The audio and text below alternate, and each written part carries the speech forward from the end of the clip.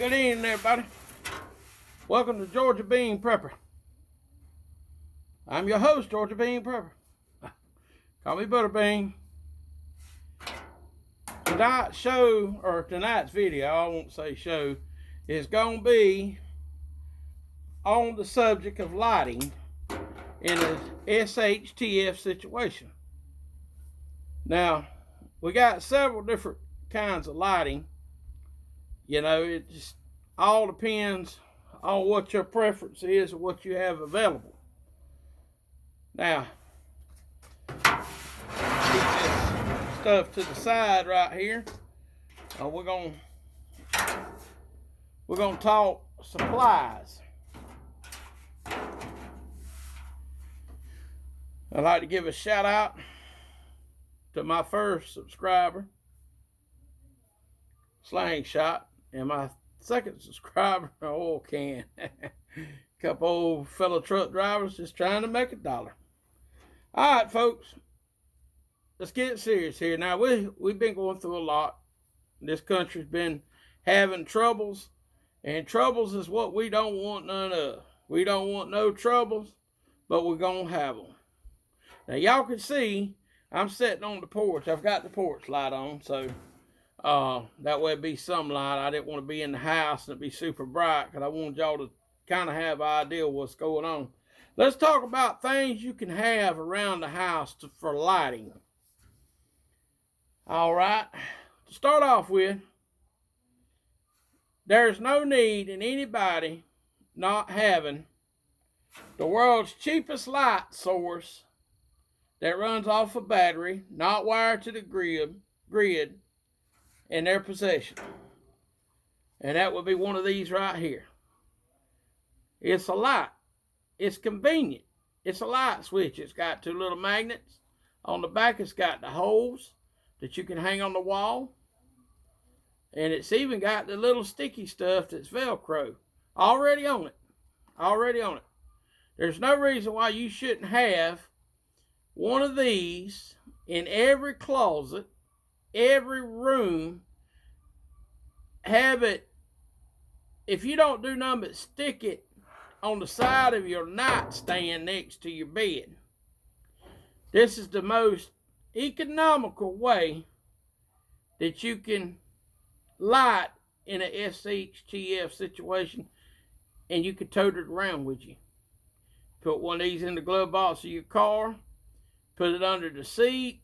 There's no need in not spending $20 or $25 on these lights. No need. So, look at that. Look at that. That's bright, ain't it? It took me slap out of sight in the camera. That's the best dollar investment you can make. You can put it on above you. You can put it next to you. Either side. Hell, you can even put it under you and tell scary stories if you want while the power's out. I don't just do that if you got small kids, but that's your business. This right here is $1 investment. $1 investment. This one come from Rural King. I think it was $1.29, but most of your dollar stores have these. Your Dollar Generals and Dollar Trees. Best thing you can have. You know, best thing you could have.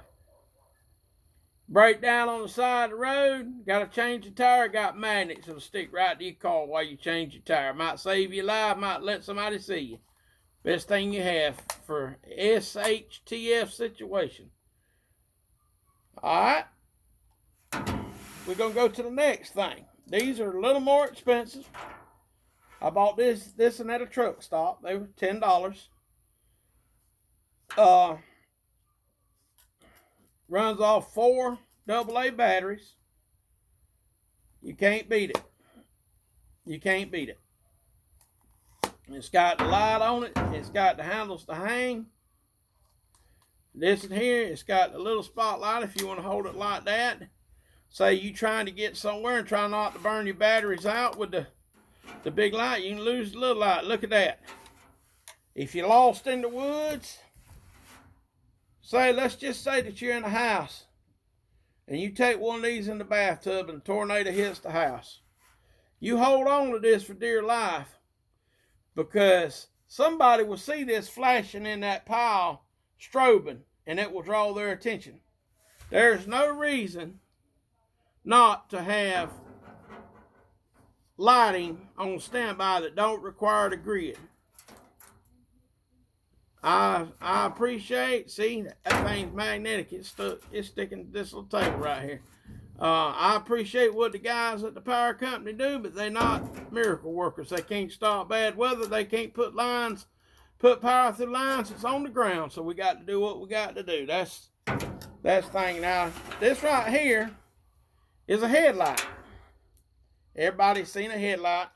You take it. I recommend these for elderly people that have trouble walking.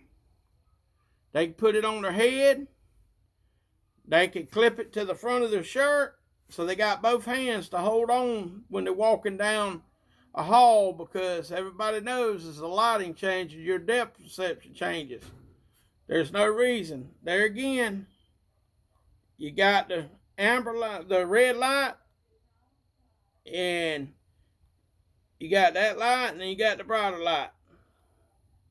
There's no reason for not to have lights. This is just some things y'all can do. Now we're going to get to the meat of this video. And I want to warn you, ladies and gentlemen, before I do this, I'm not sponsored by any of these companies. I paid for this stuff out of my pocket. But hey, if Walmart wants to send me the stuff to sponsor me, I am all about taking freebies. I will share the love with everybody. I promise you. All right, here we have here 2-pound thing of shortening. This is $3.74 at Walmart for what I paid for it.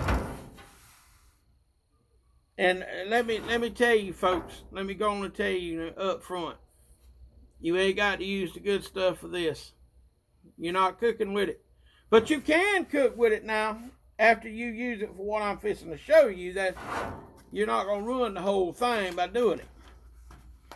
Okay, so I went to my local Walmart to buy lantern wicks. Guess what? Walmart don't have none. So I went to my local outfitter store. Guess what? They didn't have none. So, that tells me one or two things. Either whoever's ordering this stuff, supplies like that, is not ordering them because it's a seasonal item, or either it tells me that people are buying them up. And I hope it's the second of the two. I really do. I hope people are prepping, people are learning. Now, as you see, I have a crayon in my hand. This is a El Cheapo brand Crazy Art crayon. I do not know if this crayon is going to burn. I have not tested. But I do have some very high dollar Crayolas in there that my wife uses to color in her adult coloring books that everybody seems to be enjoying nowadays. I reckon I don't know, I just don't get it, but anyway. If I had the wick, I would take the wick on the end of a butter knife, and I would lay the end down and take the butter knife and put it on the end of the wick, and I would push the wick down into the Crisco, or not Crisco, the shortening, excuse me. You can tell what I was raised on. And have the wick light it. This is a 2-pound jar. Well, let me see. Let's use one of these lights to read it. Yeah, this is a 2-pound. This is a 2-pound jar. We're going to leave that right there so the lighting will be better for the phone. This is a 2-pound jar shortener.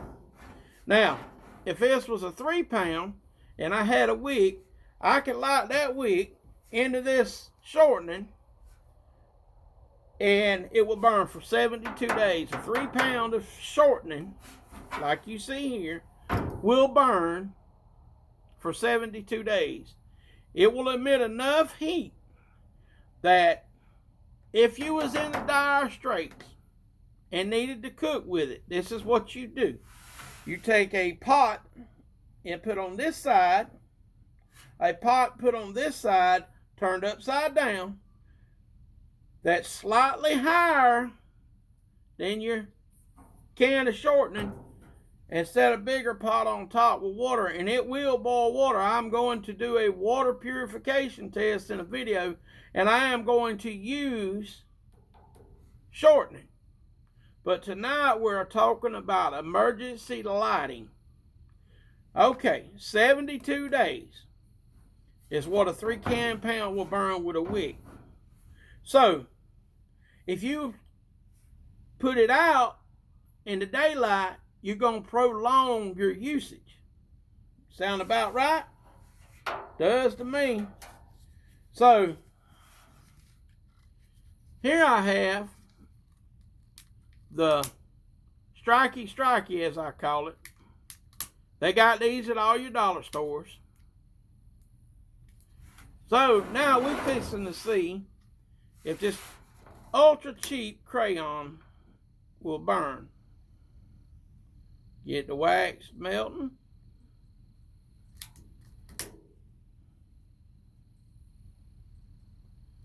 We might not be having fire tonight, folks. It ain't looking promising. What am I ever gonna do?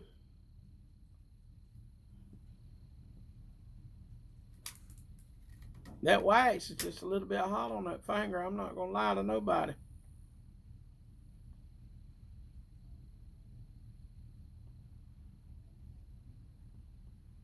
And guess what? We're not having any luck. Mr. Red Crayon didn't want to participate. All right, let's put the red one down.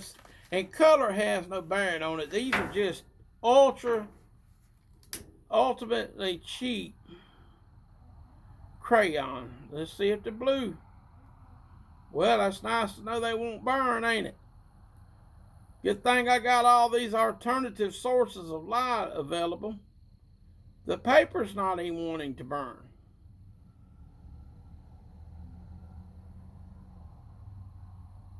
I think we might be getting somewhere. Oh, yeah, there we go. We're finally getting the paper going.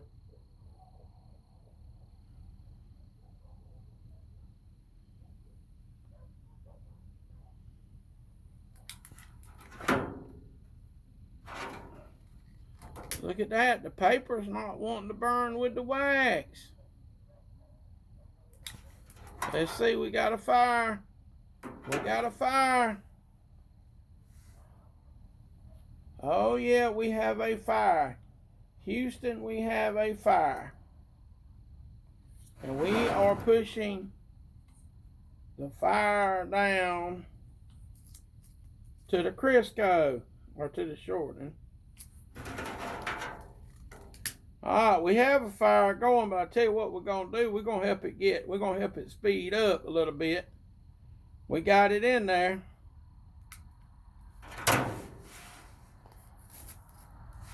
So, ladies and gentlemen, we're going to cut this off and see the ambience of the light.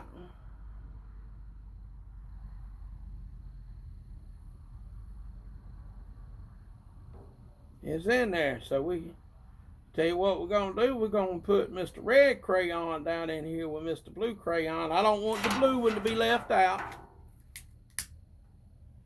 And we have